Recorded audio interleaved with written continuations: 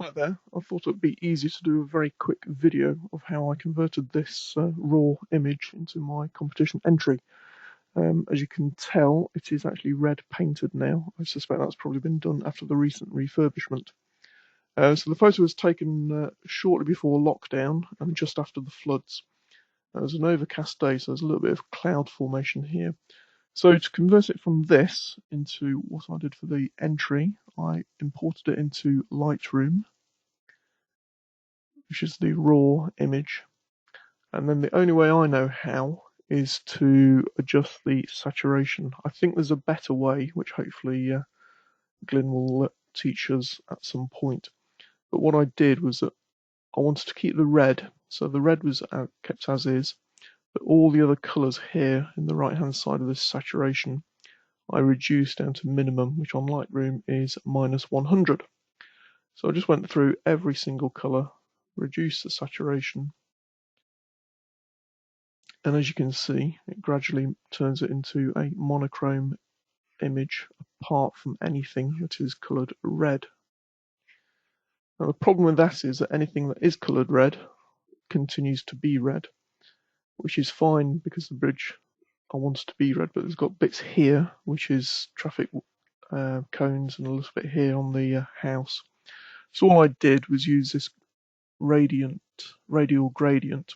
I don't fully understand how it works, but all I did, you just cursor over that and it makes the red that you don't want disappear, like that.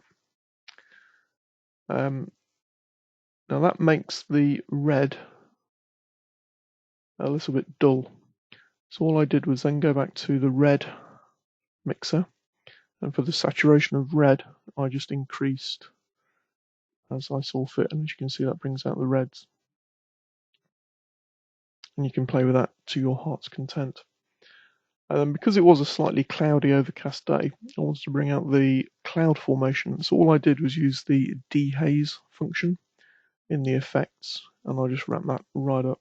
And as you can see, that brings out the cloud formations. And then very quickly I played with exposures here, contrast, that makes it softer, that makes it a little bit harsher. Highlights to bring out the cloud, and the shadows, the whites, play with the blacks. And then I wanted to get rid of this little bit down the side here. So all I did was crop it, and you just bring the cursor in a fraction.